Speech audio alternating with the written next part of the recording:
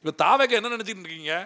கனவு வந்துக்கிட்டு இருக்காங்க படுத்துக்கிட்டு. நாங்கள் இப்படி 2026 இளைய தளபதி முதலமைச்சர் ஆயிடுவார், நமக்கு அந்த வாரியம் கொடுத்துருவாங்க, நமக்கு இந்த சாக்கடை அல்றதை கொடுத்துருவாங்க, நமக்கு குப்பல்றதை கொடுத்துருவாங்க.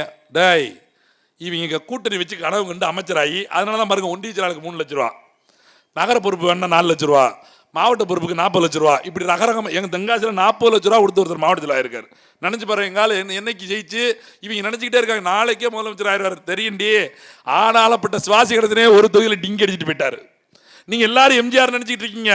எல்லாரும் அதுலேயும் நாங்களாம் எம்ஜிஆர் தான், விஜயகாந்த் மாதிரி எங்களுக்கு ரொம்ப குறைச்சி இடப்படாது. அவங்க கோவம் வருது, எதிர்கட்சி தலைவரானவரே இவங்களுக்கு குறைச்சி இடப்படுதாங்களாம். அவங்க ஸ்ட்ரெயிட்டாக எம்ஜிஆர் ஆகி அப்படியே முதலமைச்சர் ஆயிடுவாங்களாம். கட்சி தொடங்கின அத்தனை பேர் எங்க ரஜினி ஆனாலப்பட்ட ரஜினி வரணும், இந்த தேர்தலுக்கு விஜய் வரணும், ஆம்பளை தனிச்சு நிக்கணும்.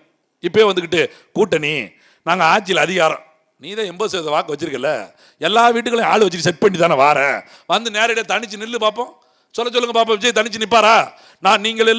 நீங்கள் கட்சி தொடங்கி ஒவ்வொரு வீட்டுக்குள்ளும் புகுந்தீர்கள், நான் பறைப்படத்தின் மூலமாக ஒவ்வொரு வீட்டுக்குள்ளும் புகுந்து எழுந்துதான் இப்பொழுது கட்சி தொடங்கி இருக்கிறேன் சொல்றீங்கல்ல, உங்களுக்கு தான் எல்லா வீட்லயும் ஆள் இருக்காங்கல்ல, தனிச்சு நில்லுங்க, 234 தேதி நில்லுங்க. டே, முதலமைச்சராக இருக்கிற ஸ்டாலினாலே சொல்ல முடியாது நான் தனிச்சு நிற்பேன்னு.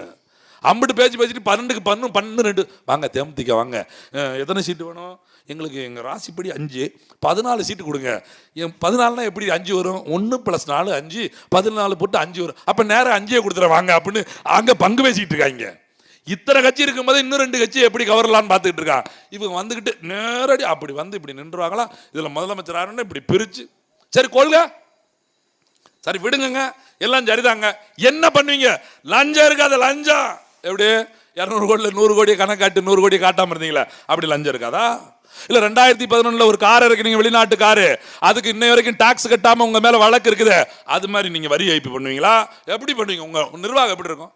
கிளீனாக இவர் நினச்சிக்கிட்டார். சர்க்காரில் இப்படி மை வச்சோடனே அவங்களோட ஃப்ளைட்டில் அங்கேருந்து வந்து என் வாட்டை காணும் மைய காணும்னு சொல்லி முதலமைச்சர் ஆயிடுவார்.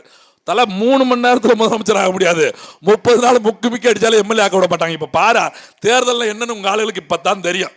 அவன் சொன்ன மாதிரி பிள்ளைத்தாச்சி பிள்ளைக்கு தானே தெரியும் பிள்ளைய பக்கிற வழி என்னன்னு. நம்ம அப்பா மாதிரிலாம் வெளியே நின்றுட்டு அப்பாடா என்ன பொம்பளை பிள்ளையா அப்படின்னு அவனை பிச்சு மிதிக்கணும்னு சொல்லுவாங்கல்ல, அந்த மாதிரி அரசியல் நின்று பார்க்கணும்.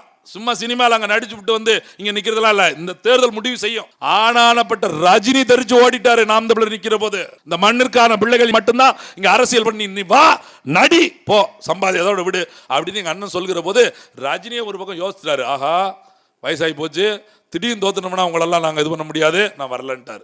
அப்புறம் விஷால் பேசி பார்த்தாரு, இவர் பேசி பார்த்து இப்போ விஜய் வந்து அடி வாங்கணும்.